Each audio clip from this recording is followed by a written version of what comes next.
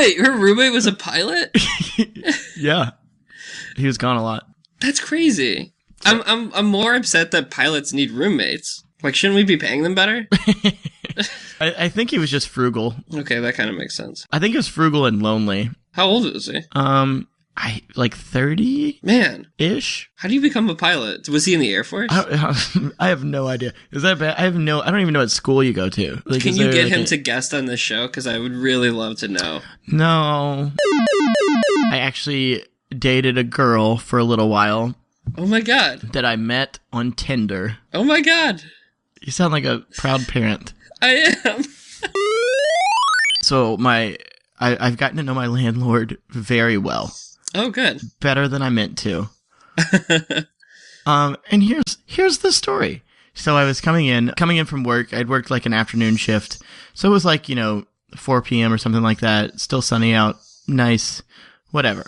I've been listening to a podcast. And I came in and, having worked a long day, I probably had some coffee in my belly. Mm-hmm. I instantly had to poop. The moment I get into my apartment, had to poop. Yeah. So I go into my bathroom, and I live in a studio apartment. It's very small, but I'm by myself, and I really like that because I just poop. That door's wide open, right? I mean, no need to close that door when you live alone.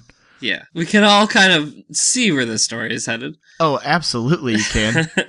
Still got my podcast in, right? I'm just listening to a podcast on the toilet. I'm pooping, I'm listening to a podcast, which is, I feel like a totally normal thing to do. That feels... Oh, I do, yeah. I mean, I watch, like, YouTube videos on the toilet. Yeah, I watch, like, movies, TV shows. It's like, what else are you going to do there? Entertain me. I don't want to stare at these speckled walls.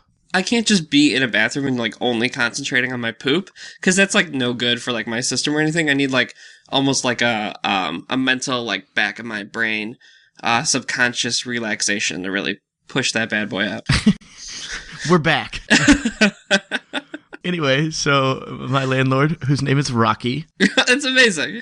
Walks in, he knocks on the door first. I don't hear it. And then I see the door, like, from my bathroom, I see my front door opening, and I was like, I make the noise, whoa! The universal sign for don't come in here. And then I, like, frog hop behind the bathroom door. He was checking the radiators, because it was going into winter. Right. And he just kept checking them. He just acted like he hadn't just seen me sitting on the toilet when he came in. That's the best way to do it. And he was just like, when he left, I heard him go, hey, sorry if I bothered you. And then he left. Yeah. And so now me and old Rocco, that's his real name, Rocco. Rocco, okay. But everybody calls him Rocky. Did he, when he came in, so he didn't even acknowledge you in there at all? Well, he knew. I screamed, whoa, as I hopped my poop butt behind a bathroom door. So, I bet he noticed me. But he didn't say anything, like... Not a word until he left. I show up, drink coffee, and act like an asshole. And it was, like, on, like, major news channels. Like, they were like, what is this? I was like, no. Did they think it was, like, the ghost of Michael Jackson? Is that what they... I think they did, yeah. Just walking through his house. Moonwalk, because he would be going backwards. Yeah, exactly.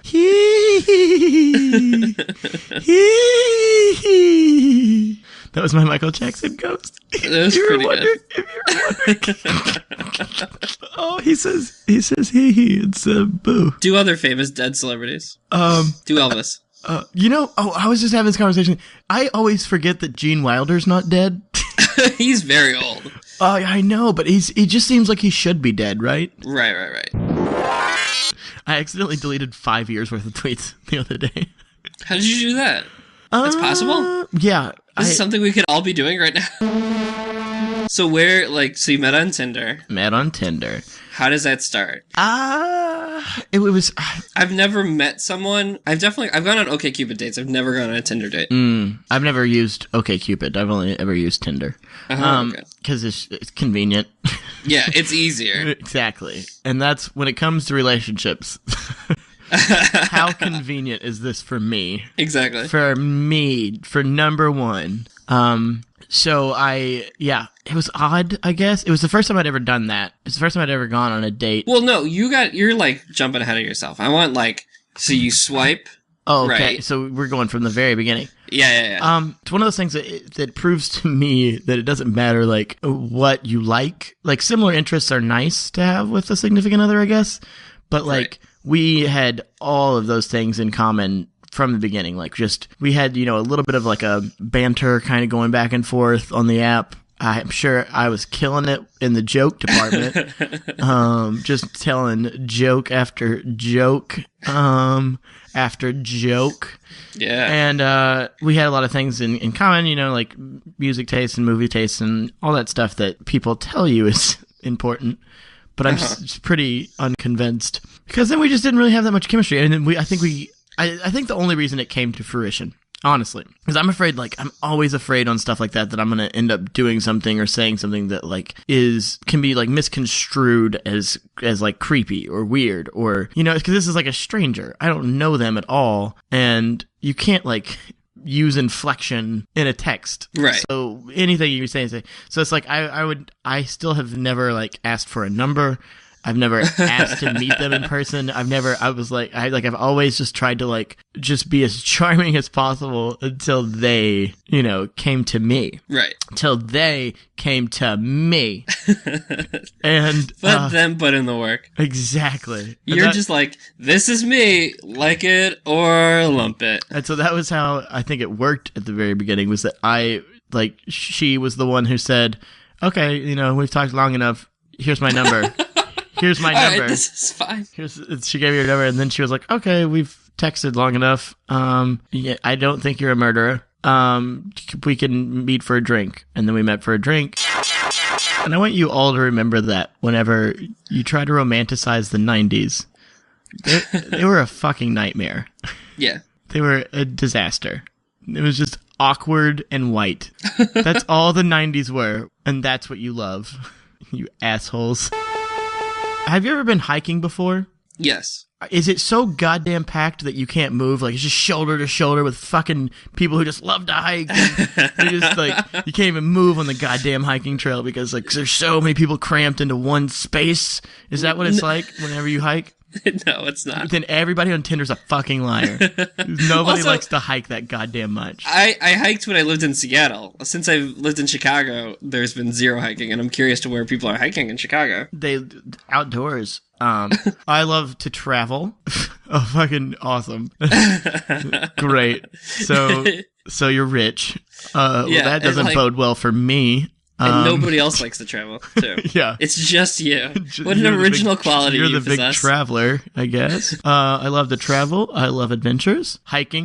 Camping. To laugh? Yeah. Thank God. Just brilliant. Can't wait. If you want to know more, just ask. Okay, well, see, I'm really glad that all those people are into hiking because that actually gives me weight on my new venture project of indoor hiking. Mm-hmm. And my idea is you go, it's a building that's about a city block wide, right? Mm-hmm. And you go inside and there's different trails and you do indoor hiking. And then you force people to be I'm real indoorsy. Yeah, exactly. But it gets cold in Chicago in the winter, and so sometimes you don't want to go outside the city. So where? Okay, I don't even know where they're hiking. Where the fuck are they talking about? How big is this building that you're planning on using? A city block wide. Oh, a whole. Okay. Yeah, and you go rubbery mountains and climb up stuff, and it'd be fun. That essentially what you're describing is a play place. Yes, but for adults. Yeah, it's actually really good. It's a really great idea. Here's the deal. And that was the first time I realized racism was a thing. Oh my God. Anyway, this won't all make it. I hope not. We've already said that. I remember it completely now. Good. I'm glad. Oh, let's do a bit about A Christmas Carol now. Perfect. Why is Christmas Day, sir? No, we can at least do a different Christmas Carol bit. Be the ghost of Christmas past. Do it. Okay. Yesterday, all my troubles seems. It's just not even an exciting story because that's how boring we were together. Let's make it exciting. Okay. Okay, let's dress it up. I walk in. Yeah. The fog from behind me rolls in with me. Uh-huh. Right? Yeah. Great girl, very smart. Wait, so was it just one date? No. We dated for we never became an official thing. It got to that point where she was like, shit or get off the pot, which she was entitled to do after a month of, us hanging out together. Well, Chase, that's not a relationship. You made it sound like Oh, no, we didn't ever officially date. We were officially boyfriend, girlfriend. Okay. But it went on for a month, which is about as close as I've got to dating somebody That's great. In years. In years, David. Years. Because you went into this as I got a girlfriend. But, besides all the qualifiers. It's so it just doesn't make any sense. It doesn't make any sense. Why do you have to jump on every fucking trend that is happening? Every fucking The internet is killing me slowly, David. I went from Kentucky to Chicago. Am I saying that? Chicago. Chicago, right? That's how the locals say it. I love Chicago. And it's a beautiful city. We just got through the worst fucking month. February is the worst goddamn month in the world. And I love the Chicago buildings. I love the Chicago cuisine. Yes. The Chicago women, wowee. Wowzer. Date them for a month, why don't you? I'm hoping to do that. More often. 12 women a year.